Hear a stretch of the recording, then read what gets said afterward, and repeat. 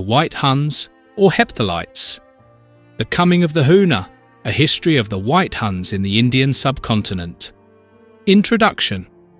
To truly grasp history, not as distant facts in dusty books, but as a living thread connecting us to the soil beneath our feet, we must exercise imagination. We must stand on the same earth that has witnessed countless tides of peoples, empires and ideas, and picture how the same landscapes, rivers, and mountain passes once looked, sounded, and felt under different masters with entirely different visions of the world. Consider the vast stretch from the snow-capped Hindu Kush and the rugged passes of the Khyber, down through the fertile plains of Gandhara and Punjab, across the Indus, into the Doabs of the Salt Range, and onward toward the Gangetic heartland and the Iranian plateau. These are the enduring features, the same Oxus, Amu Darya, flowing northward, the same Indus carving its ancient path, the same Sulayman Mountains rising stark against the horizon, the same valleys of Afghanistan and northern Pakistan cradling villages and ruins alike. Physically, the land of modern-day Pakistan, Afghanistan, northern India and parts of eastern Iran remains largely unchanged in its bones. The rivers still flood in monsoon season. The dust storms still sweep across the steppes. The high passes still funnel travellers and armies. Yet, over centuries, these same spaces have been dominated by profoundly different peoples bearing contrasting cultures, faiths, and ambitions. In the 5th and 6th centuries CE, this region, then a crossroads of fading Kushan legacies, Gupta splendour in the east, and Sassanian influence to the west, fell under the sway of the White Huns, or Hephthalites, Sveta Huna in Sanskrit sources. These steppe warriors from beyond the Oxus, with their fairer features, conical caps, iron stirrups, and composite bows swept in as a confederation of nomads turned conquerors. They shattered old orders, toppling local kingdoms in Bactria and Gandhara, humbling the Gupta Empire, establishing capitals from Balkh to Sialkot, and leaving trails of plunder, tribute, and eventual settlement. For a time, their rule imposed a new reality. Shamanistic sky worship, alongside pragmatic tolerance of Zoroastrian fire temples, Buddhist stupas, sometimes spared, sometimes defaced, and emerging Hindu cults. Their presence reshaped trade along the Silk Road branches, redirected tribute flows, and accelerated the fragmentation of classical Indian civilization. What makes the White Huns particularly significant in the long arc of South Asian history is their position as the last major wave of pre-Islamic invaders to dominate the northwest before the arrival of Muslim conquests. After their empire fractured in the mid-6th century, crushed by Turkic-Persian alliances in the north and Indian coalitions like that of Yashodarman in the south, remnant Hephthalite groups lingered as local lords in pockets of Afghanistan, Kabul, and Zabaristan for another century or more. But by the 7th to 8th centuries, Arab armies bearing Islam had begun pressing eastward, eventually giving way to more enduring Turkic Muslim powers. Then came the Ghaznavids. In the late 10th and early 11th centuries, under Sebuktigin and especially his son Mahmud of Ghazni, or 998 to 1030 CE, a new force rose from the very region the White Huns had once ruled. Ghazni itself became the glittering capital of an empire that raided deep into India 17 times, plundering Somnath, Mathura, Kanauj, and beyond. Mahmud's campaigns marked the decisive onset of sustained Muslim political and cultural dominance in the northwest, paving the way for the Delhi Sultanate and later empires.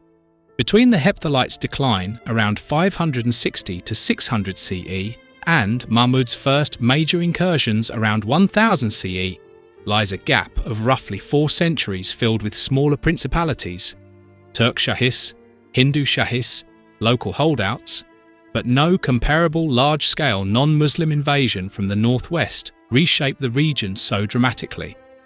Thus, the White Huns represent a crucial hinge, the final echo of the ancient steppe invasions, akin to Scythians, Kushans, or earlier Huns, before the Islamic era fundamentally altered the religious, linguistic, and political landscape. In imagining their time, we see the same Punjab fields now golden with wheat once trampled by Hunnic cavalry. The same Taxila, ruins silent under sun, where libraries once burned. The same Khyber Pass, where local tribes rolled boulders against conical-capped riders, just as later generations would face Ghaznavid lancers. This essay invites you to walk those same lands in your mind, to feel how the earth has absorbed wave after wave of newcomers, how invaders became settlers, how foreign ideas mingled with local ones, and how the patient landscape outlasted them all. The White Huns came as destroyers and rulers, yet in time they melted into the people and places they conquered, leaving genetic traces, linguistic echoes, and a legacy absorbed into the blood of Pashtuns, Jats, Gujars, and others who still till these fields today. Understanding them is to understand that history is not merely succession of kings and battles. It is the story of one enduring land, endlessly reshaped yet eternally itself by the peoples who cross its horizons. The essay. Part 1. The Gathering Storm Beyond the Oxus. In the waning decades of the 4th century CE, whispers of unrest began to stir in the vast steppes of Central Asia, a land of endless grasslands, fierce winds, and nomadic hordes. By the closing years of the 5th century, these whispers had grown into a thunderous roar, a tremor that reverberated through the formidable mountain passes of the Hindu Kush. It was not the shifting of the earth, but the relentless pounding of hooves, numbering in the hundreds of thousands, heralding the arrival of a people unlike any the settled civilizations of the Indus Valley had encountered before. Emerging from the arid expanses north of the Oxus River, known today as the Amu Darya, these invaders were a confederation of tribes drawn from diverse ethnic stocks, including eastern Iranian nomads, possibly remnants of the Yuezhi and other steppe peoples. The Persians referred to them as Zion or Chionites, while Byzantine chroniclers later dubbed them Hephthalites. In the opulent courts of Sassanian Persia and the Gupta Empire of India, they acquired a name that would resonate through the annals of history, the Huna. To differentiate them from the earlier Huns who had terrorized Europe under Attila, modern historians have often termed them the White Huns, a moniker derived from ancient descriptions of their fairer complexions. The Hephthalites were not a monolithic ethnic group, but a political and military alliance, encompassing nomadic horsemen and semi-sedentary communities from regions like Transoxiana, modern Uzbekistan and Tajikistan, and the Tarim Basin. Contemporary accounts paint a vivid picture of their appearance and prowess. The Byzantine historian Procopius, in his History of the Wars, mid-6th century CE, described them thus: "They are the only ones among the Huns who have white bodies and countenances which are not ugly. They do not live a savage life, as the others do, but are ruled by one king and possess a lawful constitution." This contrasted sharply with the darker portrayals of other Hunnic groups, emphasizing their organized society and lighter features, high cheekbones, often fair skin, and a preference for clean-shaven faces. They adorned themselves with high conical caps, tunics of felt or silk, and trousers suited for endless riding. A pivotal innovation in their arsenal was the iron stirrup, which revolutionized cavalry warfare by allowing riders to stand, pivot, and unleash volleys from their powerful composite bows with unparalleled precision, transforming them into mobile fortresses of destruction. A note on names and origins. The nomenclature surrounding these invaders is a tapestry of linguistic evolution across cultures. The Greek-derived Hephthalite stems from sources like Procopius, while Chinese chronicles refer to them as Yeda or Yithavilito, possibly named after their royal clan. In Bactrian inscriptions on coins, they appear as Ebedalo, a term echoed in Armenian texts as Haytal, and in Persian Arabic sources as Haytal or Hayatilla. Indian Sanskrit texts immortalize them as Sveta or White Huns, highlighting their perceived paler hue compared to local populations. Scholarly debates on their origins are fervent. Some linguists, like Georg Morgenstern, propose connections between Hephthal and later tribal names such as Abdali, a prominent Pashtun confederation that rose to power centuries later, founding the Durrani dynasty and modern Afghanistan. While direct descent is contested, genetic and linguistic evidence suggests that Hephthalite elements may have been assimilated into the ancestral fabric of Pashtun tribes, particularly the Abdali, later Durrani, and possibly the Gilji from the Khalaj, another associated group.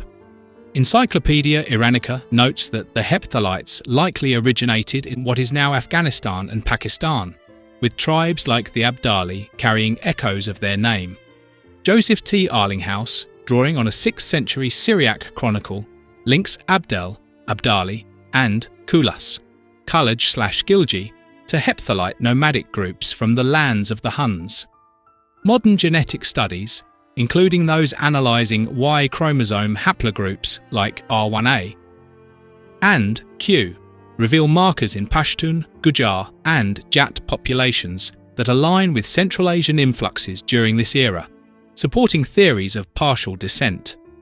Archaeological evidence from sites in Bactria, such as Dilbajin and Ertam, reveals Hephthalite coins and fortifications, blending Iranian, Greek, and nomadic motifs. Their language, an Eastern Iranian dialect, influenced local tongues, with remnants possibly surviving in Pashto. By around 440 CE, the Hephthalites had begun their southward push, displacing the Kidarites, another Hunnic group, and consolidating power in Tukharistan, northern Afghanistan. Cities like Balkh, ancient Bactra, and Kunduz became their strongholds. The plundering of Zoroastrian fire temples and Buddhist monasteries marked their early conquests, as they extracted tribute and slaves. From these bases, their ambitions turned southward, lured by tales of India's legendary wealth, spices, silks, gems, and fertile plains. The steppe routes and military might. The Hephthalites' steppe heritage endowed them with unmatched mobility.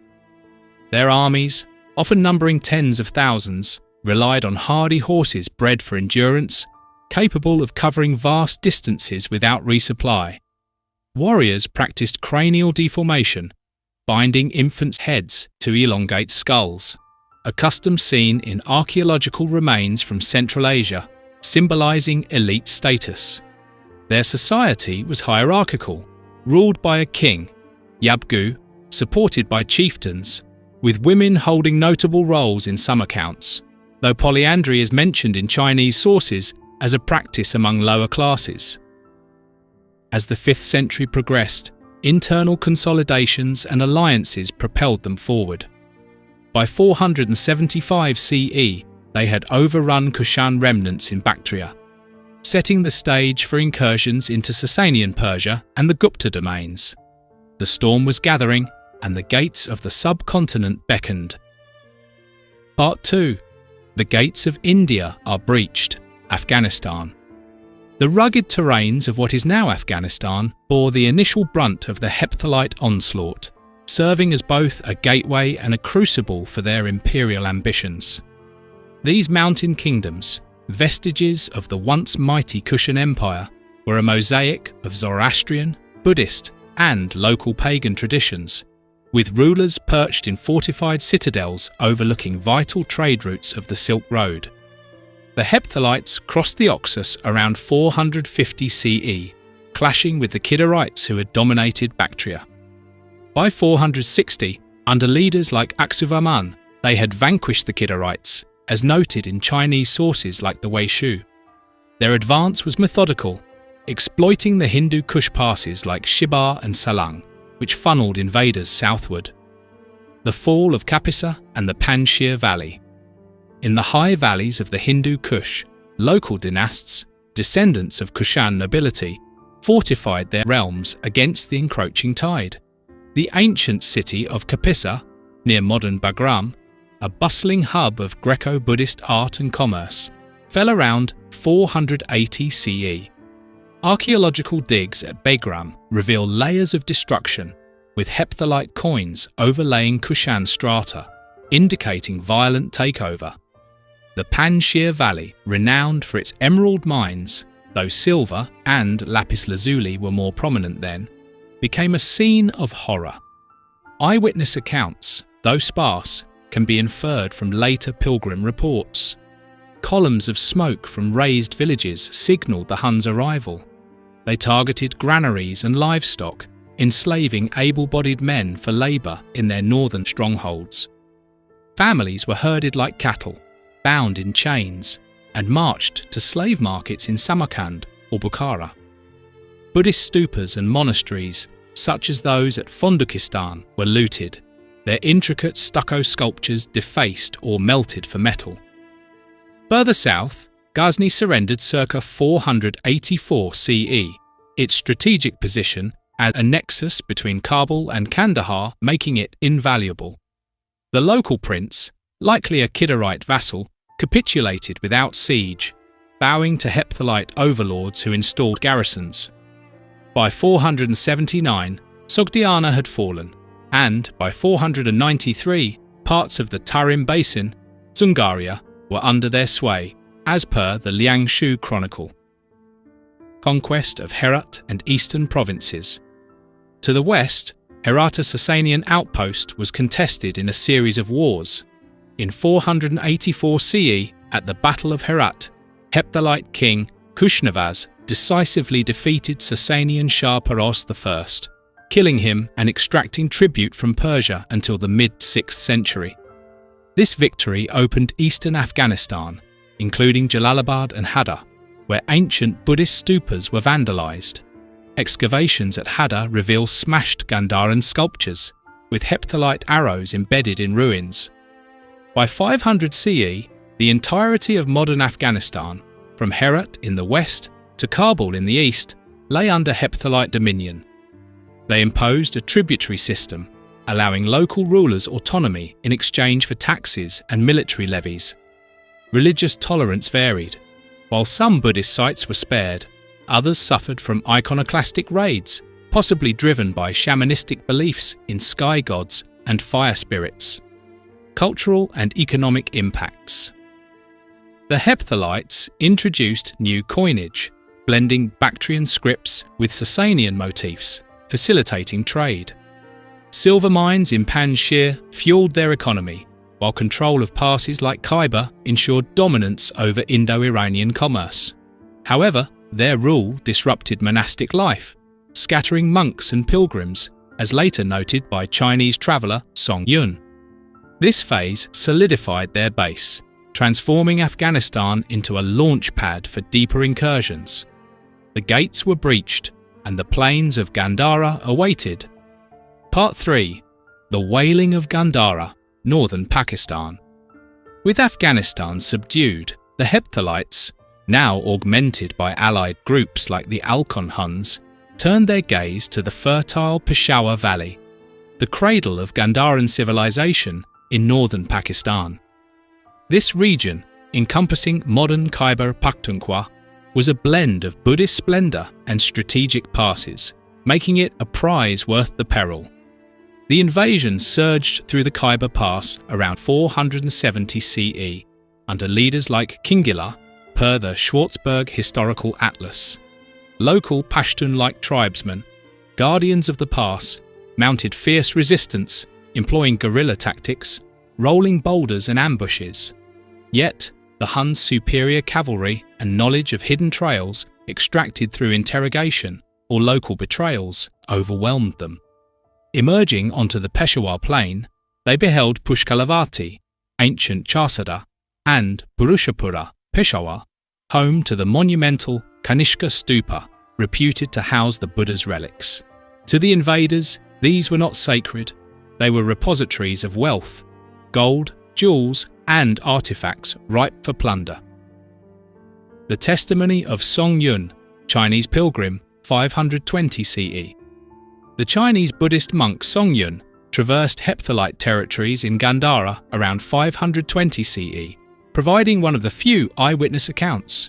In his travelogue, preserved in the Luoyang Chilanji, he wrote, "The king of the Yeda, Hephthalites, resides south of the Kongling Mountains, Pamirs. He has conquered neighbouring tribes and commands a mighty army. His domain is vast, his rule harsh.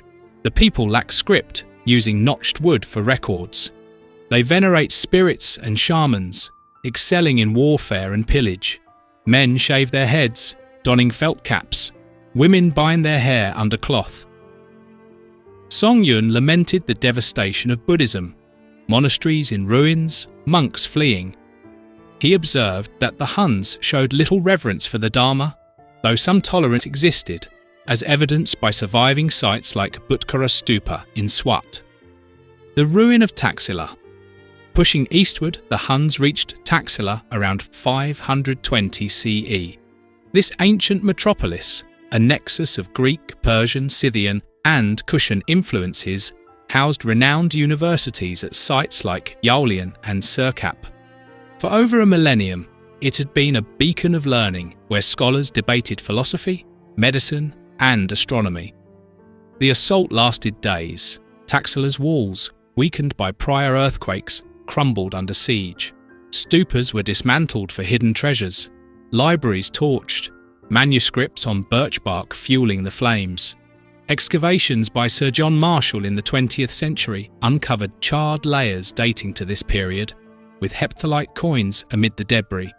Survivors recounted in later folklore the wailing of Gandhara as the city's intellectual heart was extinguished. Taxila never recovered, its ruins a testament to cultural cataclysm.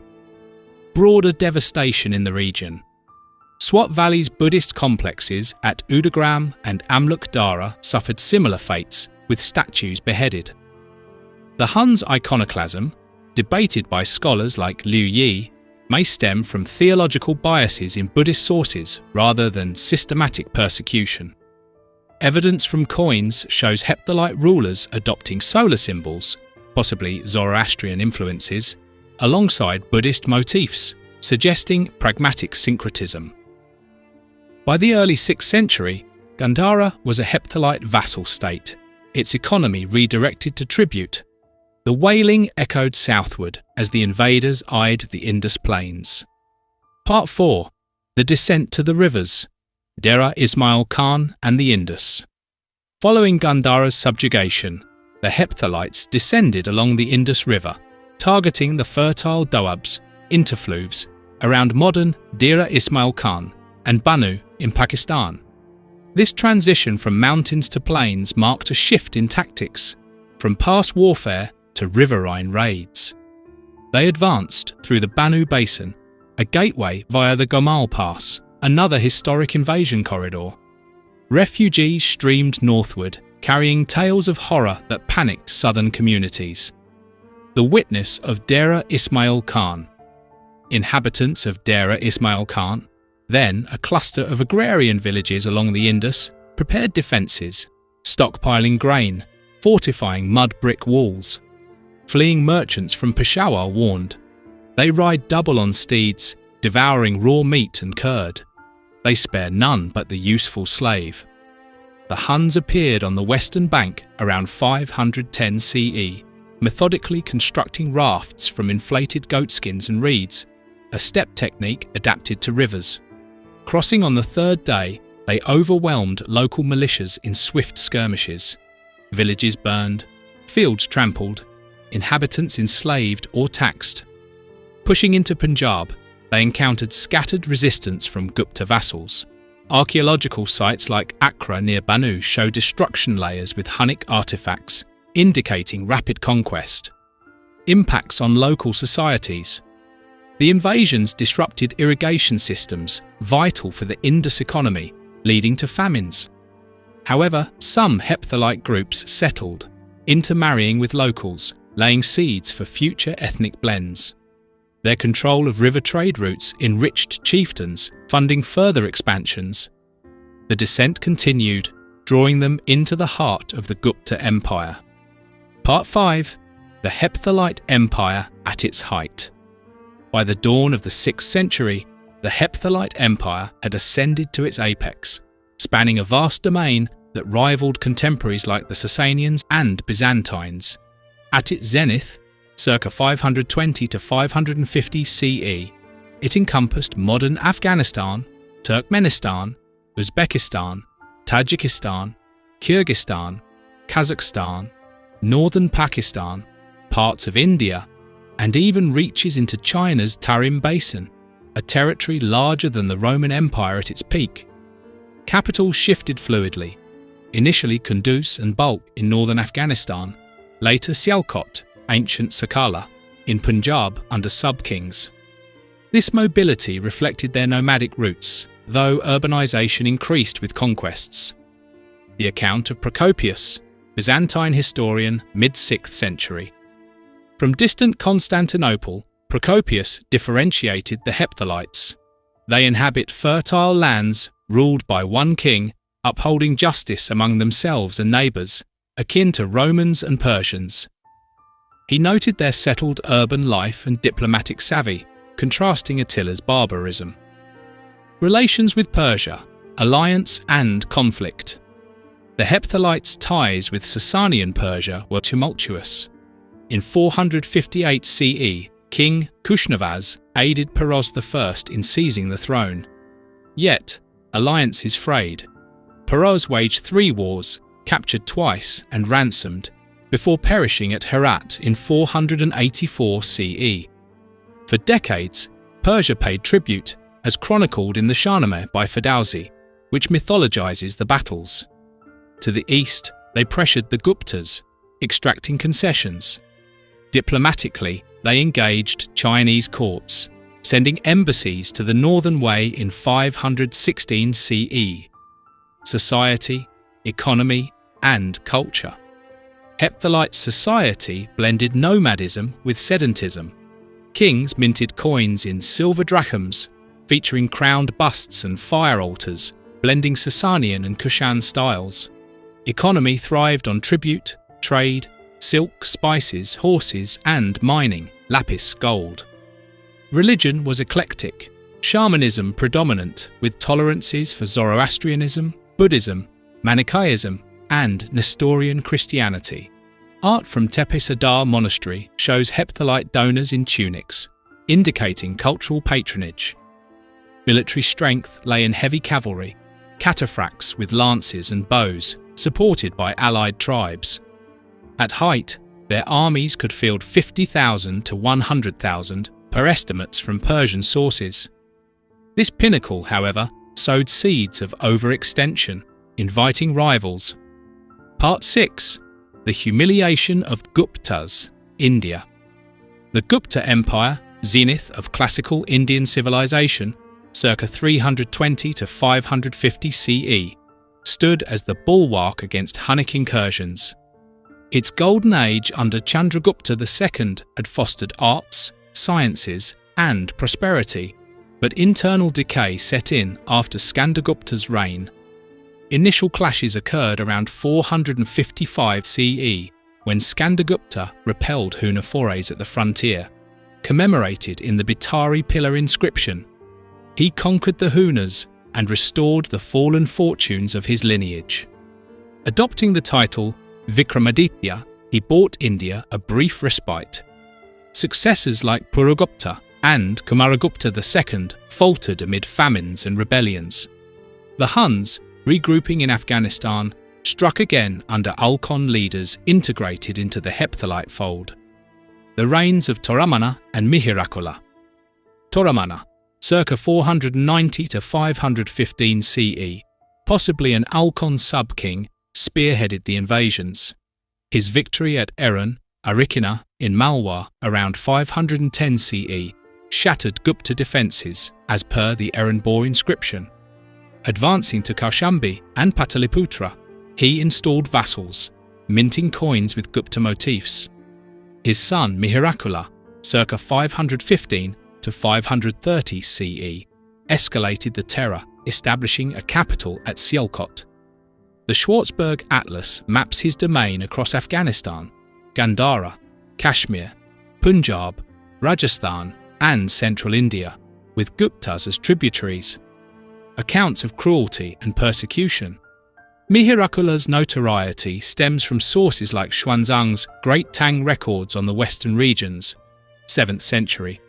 He destroyed 1,600 stupas and monasteries, slaying monks.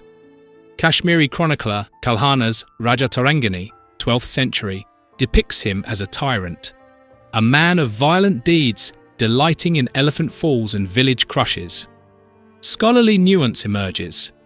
Liu Yi argues that Hephthalite persecution of Buddhism lacks direct evidence, possibly exaggerated by Buddhist hagiography. Coins and seals show Mihirakula adopting Shaivite symbols, bull, trident, suggesting Hindu patronage, while Hephthalites overall tolerated multiple faiths, Buddhism, Hinduism, Zoroastrianism, etc. The ravages in Malwa and beyond. In Malwa, Ujjain's markets burned, Mathura's temples looted, villages endured raids, fields razed, women abducted. The Mandsaur pillar inscription of Yashodharman later celebrates liberation from such barbarian rule. The Guptas' humiliation peaked with tribute payments, weakening their authority and accelerating fragmentation into regional kingdoms. Part 7. The Turning of the Tide. For all their conquests, the Hephthalites excelled in warfare but struggled with governance. Nomadic in essence, they lacked bureaucratic traditions, relying on tribute and vassals, which bred resentment and inefficiency. In India, a coalition coalesced around 528 CE. Aulikara king Yashodharman of Malwa allied with Gupta Emperor Narasimhagupta Baladitya, confronting Mihirakula in a decisive battle, possibly near Iran. The Mandsaur inscription boasts, Yashodharman conquered lands where even the Hunas dared not tread, claiming lordship over northern India.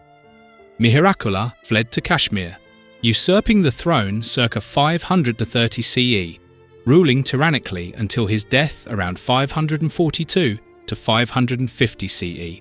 Huna power in India fractured, retreating to Punjab and Indus.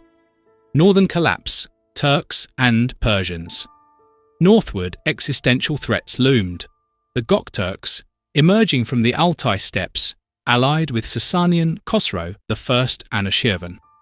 Between 557 to 565 CE, they crushed the Hephthalites at Bukhara, near Kashi, dividing territories along the Oxus, Turks north, Persians south.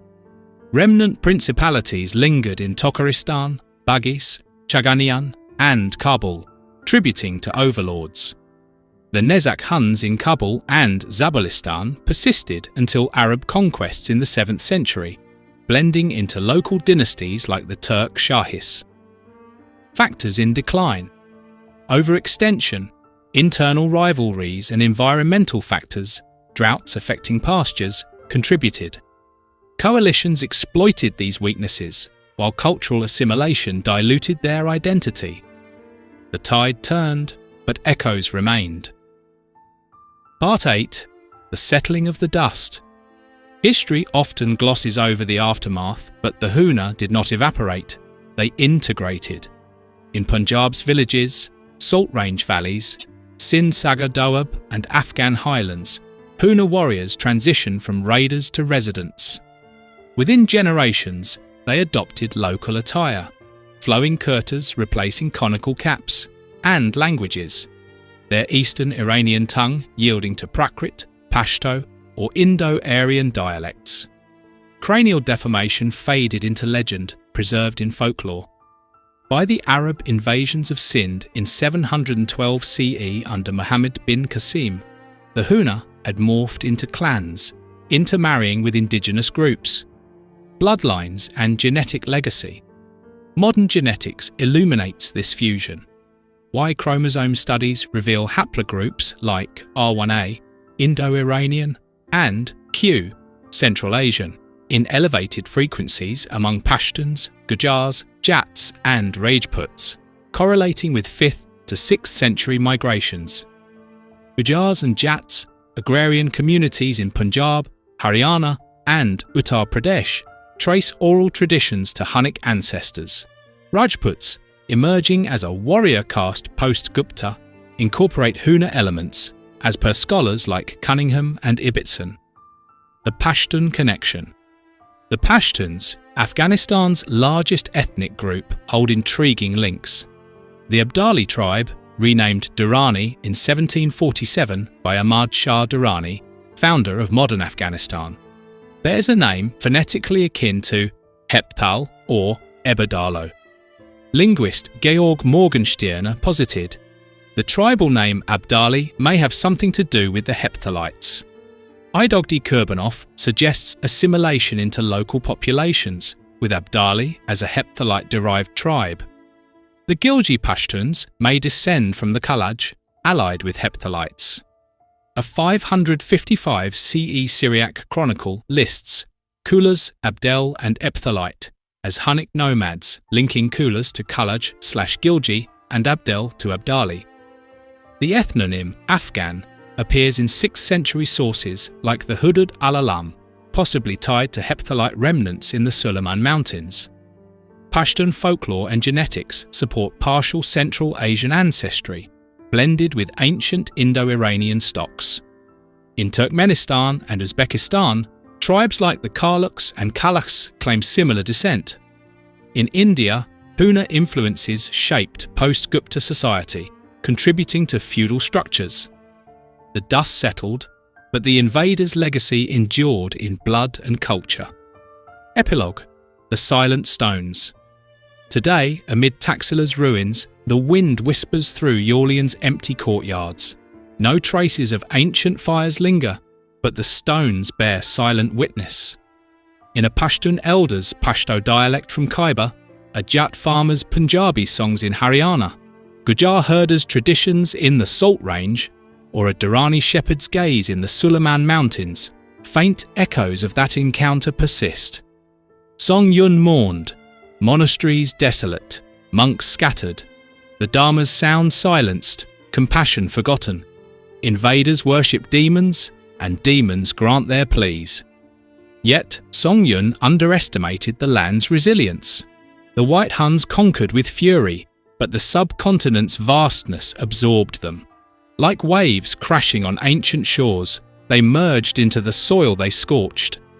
In Abdali veins, Pashtun epics, Jat and Gujar fields, they endure. Ghosts of a storm long past, woven into the enduring tapestry of history.